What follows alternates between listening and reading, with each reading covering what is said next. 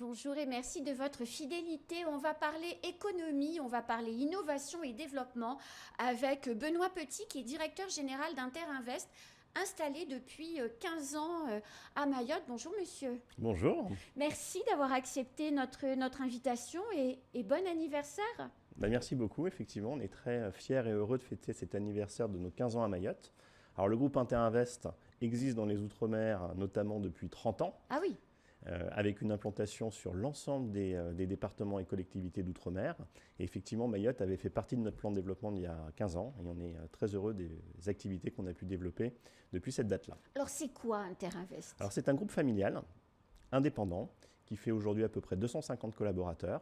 On a 180 collaborateurs qui sont basés en métropole et 70 collaborateurs qui sont basés en Outre-mer.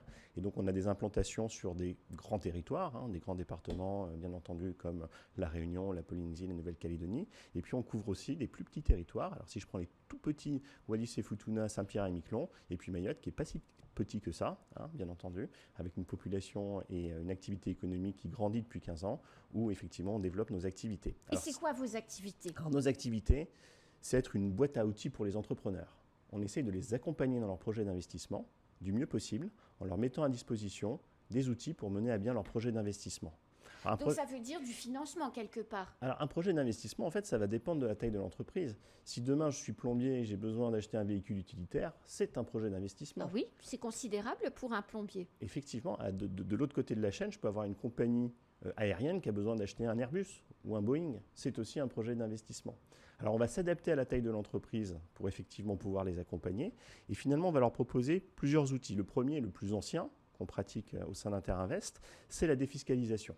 Alors la défiscalisation, elle a évolué, elle a changé de nom. Et elle va être encore bien reniée prochainement avec le prochain projet de loi de finances. Enfin, 2024 ne va pas ressembler à 2023, a priori. Alors on va en parler pour vous donner plus de précisions là-dessus, mais rien n'est joué encore, puisqu'on est ce qu'on appelle en navette parlementaire entre l'Assemblée et le Sénat. Et effectivement, on fait valoir nos arguments et on verra bien ce qu'il en ressort. Mais effectivement, il y a une initiative qui est là pour couper la défiscalisation sur certains secteurs, mais ce n'est pas encore acquis. Alors, si on revient effectivement sur la défiscalisation, donc elle a changé de nom, c'est ce que je vous disais. Elle a été connue à un moment sous le nom de loi Ponce, il y a très longtemps, puis loi Paul, puis loi Girardin, qui était le nom d'un ministre, puis c'est devenu la Lodéum. Maintenant, on parle du RAFIP. Alors tout ça, c'est des noms un peu techniques, mais en fait, il s'agit de donner finalement des subventions à des entreprises qu'on appelle des entreprises éligibles. Alors pour faire très simple, c'est toutes les entreprises qui ont des activités qui sont qualifiées de productives. Donc quelqu'un qui fait du négoce ou du commerce, sans transformation, sans rien, n'est pas éligible. Quelqu'un qui fait de la production, d'une façon générale, effectivement, est considéré comme éligible. Et à partir de là, il y a plusieurs choses qui sont codifiées par la loi. On va d'abord regarder la taille de l'entreprise. Est-ce que je suis une petite entreprise ou une grande entreprise? Alors, le seuil de chiffre d'affaires, il est à 10 millions d'euros pour faire simple. Si je suis en dessous de 10 millions d'euros, je vais pouvoir faire ce qu'on appelle de la défiscalisation classique avec des investisseurs qui sont en métropole et qui vont avoir une réduction d'impôt. Si je suis une entreprise qui fait plus de 10 millions d'euros de chiffre d'affaires, je vais avoir un autre système qui s'appelle le crédit d'impôt. On sait tout faire. Donc on peut accompagner les petits comme les grands, c'est ce que je vous disais en introduction. Et après, en fonction de ce dans quoi on investit, il y a des seuils. Alors il y a des seuils qui sont appelés des seuils d'agrément. Tout ce qu'on va faire qui est inférieur à 250 000 euros, c'est ce qu'on appelle du plein droit. Ça veut dire qu'à partir du moment où vous faites cet investissement et que vous êtes éligible, sous couvert qu'on respecte la loi, il n'y a pas de procédure d'agrément à aller chercher. Et au-dessus de 250 000, il faut être agréé. Alors, il faut aller chercher un agrément. Jusqu'à 10 millions d'euros, ça se passe dans les directions régionales de finances publiques. Et donc, il y en a une à Mayotte. Ouais. Voilà, il y en a une à La Réunion, il y en a une en Guadeloupe, il y en a une à Martinique. En réalité. Tout à fait, sauf dans les collectivités. Alors, les collectivités, c'est Nouvelle-Calédonie, Polynésie, c'est loin. Nous, à Mayotte, on a notre Exactement, DRFIP, vous l'avez. Pour une fois, on a quelque chose. Et au-dessus de 10 millions d'euros, on va à Bercy. C'est-à-dire que là, c'est un dossier qui est suivi, on va dire tout là-haut, qui prend un peu plus de temps à instruire. Alors, c'est le cas pour des grands projets industriels, pour des hôtels. On en a à Mayotte des projets sur lesquels on va chercher des agréments à Bercy.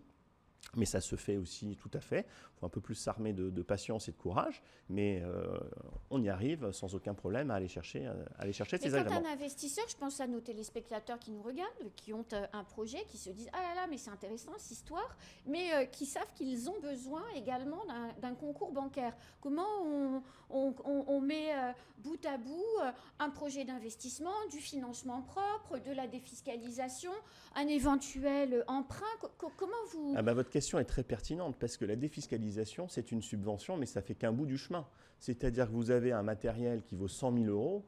La défiscalisation, pour faire dire les choses simplement, va peut-être vous apporter 30-35 000 euros. Il empêche qu'il en reste encore 65 000 euros à financer. Alors là, il y a plusieurs possibilités pour l'entrepreneur. Bah, c'est soit d'aller voir sa banque traditionnelle, ils ont tous une banque à qui ils peuvent demander des crédits, soit ils peuvent aller voir des sociétés de financement, soit ils peuvent venir nous voir nous-mêmes. Puisque depuis 2015, on a un agrément de la Banque de France où on est devenu société de financement, c'est-à-dire qu'on a le droit de faire du crédit. J'ai le droit de faire du crédit à des entreprises. Et c'est ce qu'on fait. Et on le fait d'ailleurs comme les vieux banquiers le faisaient, c'est-à-dire que nous, on prête de l'argent sur nos fonds propres. Quand je décide de vous prêter de l'argent, c'est effectivement pour un groupe familial, on fait acte de crédit, c'est-à-dire comme un acte de foi quelque part. On regarde votre dossier, on l'étudie, puis effectivement, si ça nous intéresse, on y va, mais ce sont nos propres deniers. C'est pas comme une banque effectivement qui a des dépôts, qui achète sur le marché. Voilà, qui a ses dépôts de ses clients, etc. La différence, on va dire que pour l'investisseur. Je vais vous dire, il y a une différence, c'est que nous, dans l'appréciation du crédit, on tient vraiment compte de l'entrepreneur. Si je vais prendre un exemple, si demain vous êtes un jeune entrepreneur, tiens, on va dire un boulanger, puis vous installez votre boulangerie. La banque, elle va vous dire quoi? Elle va vous dire, attendez, moi j'ai besoin de vos bilans, vos activités, etc. Attendez, mais je commence, je m'installe. Mais il y a beaucoup de cas de figure en fait où les banques, elles ne répondent pas, non pas parce qu'elles ne veulent pas, mais c'est dans leur procédure de dire, quelqu'un qui n'a pas 3 bilans, j'étudie pas son dossier. Donc le fait d'être un groupe familial indépendant, ça veut dire qu'on regarde tout. On va faire, on ne va pas faire, c'est pas pour autant qu'on va tout faire.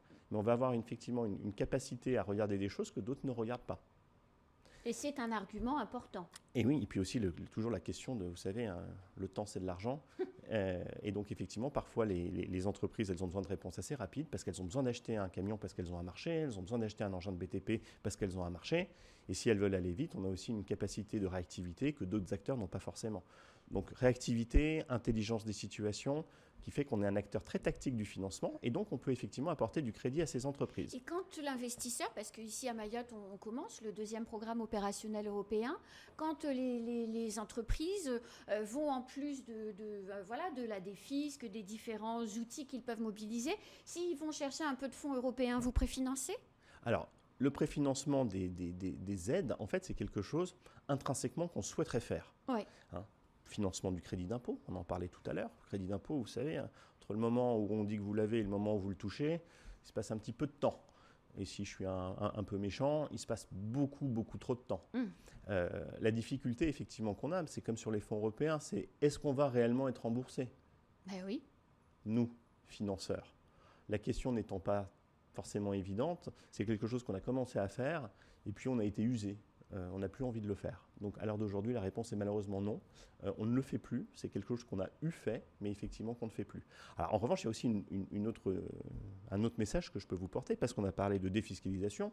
On va le mettre effectivement dans le lot des subventions. On a parlé financement, crédit bancaire, crédit bail immobilier. Bien sûr. Et puis il y a un dernier outil qu'on met à disposition des entrepreneurs. En fait, il y en a un autre encore après, mais il y a un autre outil, ce sont les fonds propres.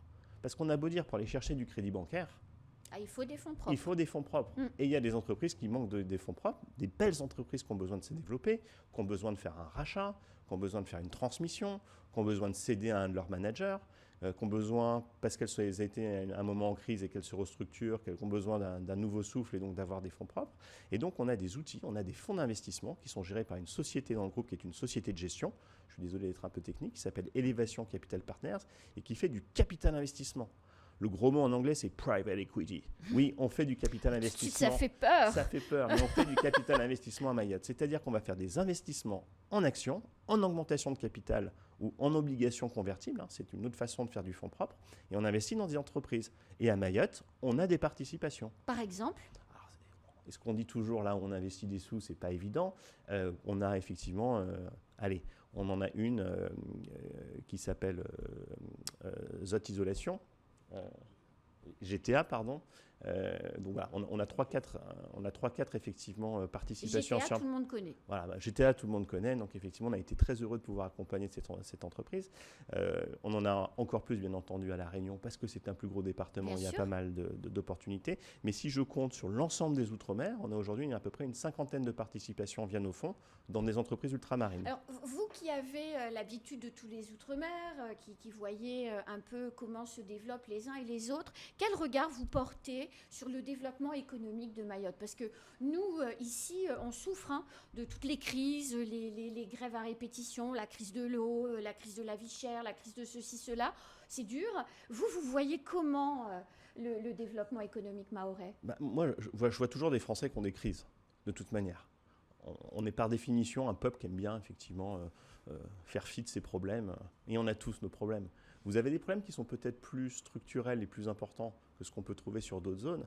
Mais Mayotte reste un territoire ou une zone où ça, moi je le vois partout dans l'économie, etc. Il y a des idées, il y a des projets, il y a des gens qui veulent se lancer. Et l'insécurité ne fait pas peur à un chef d'entreprise comme vous qui doit mettre de l'argent sur la table avec les différents outils que vous avez expliqués là pour financer des entreprises. L'insécurité, ça vous fait pas peur? La crise de l'eau, ça vous fait pas peur? Ça fait peur effectivement à beaucoup de personnes, ce qui fait qu'il y a peu de gens qui viennent à Mayotte. Ouais. Mais pour ceux qui y viennent, croyez-moi, on voit des marchés qui se développent, on voit de la commande publique d'une façon générale. Alors, elle pourrait toujours être mieux faite, supérieure, etc. Mais il y a une trajectoire sur Mayotte. Oui, il y a l'insécurité, il y a le problème de l'eau, qui sont des choses qui sont très pesantes pour les populations.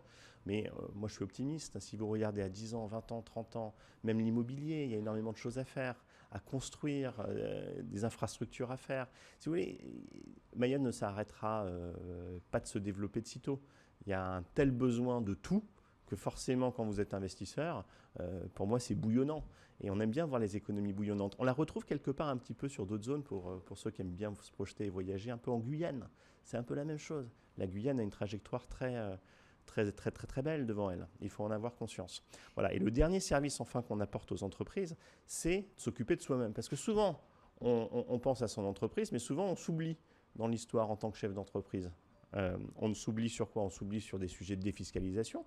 Il ne faut pas oublier que les gens, ils en bénéficient via leur achat, quelque part, mais ils peuvent être aussi investisseurs, réduire leurs impôts, préparer leur retraite, gérer leur prévoyance. Qu'est-ce qui se passe si demain, si je décède, si j'ai un accident? Tout ça, il y a des solutions qu'on peut mettre en place. Et donc, on a décidé, parce qu'on avait énormément de clients en Outre-mer, on a 25 000 chefs d'entreprise qui sont clients chez nous, si je compte l'ensemble des Outre-mer, de leur mettre des solutions de gestion de patrimoine en face, pour effectivement pouvoir aussi les accompagner sur le volet personnel. Donc on a recruté récemment quelqu'un qui va s'occuper effectivement d'accompagner les entrepreneurs qui le souhaitent sur tous ces sujets-là. Et si on veut vous trouver, on fait comment? On tape Interinvest sur Google? Alors effectivement, on tape Interinvest sur Google, ça marche bien, ou on va sur financement.inter-du6invest.fr, financement Interinvest, ou sinon on nous trouve à Kaweni. Près de Sogea. Près de Sogea, exactement. Dans cette jolie zone industrielle. Exactement. Avec les routes fraîchement refaites. Tout à fait. Et bientôt, Caripus arrivera jusqu'à vous. On espère. Merci beaucoup en tout cas et encore bon anniversaire. Merci beaucoup. C'est la fin de ce temps de parole. Tout de suite, la suite de nos programmes.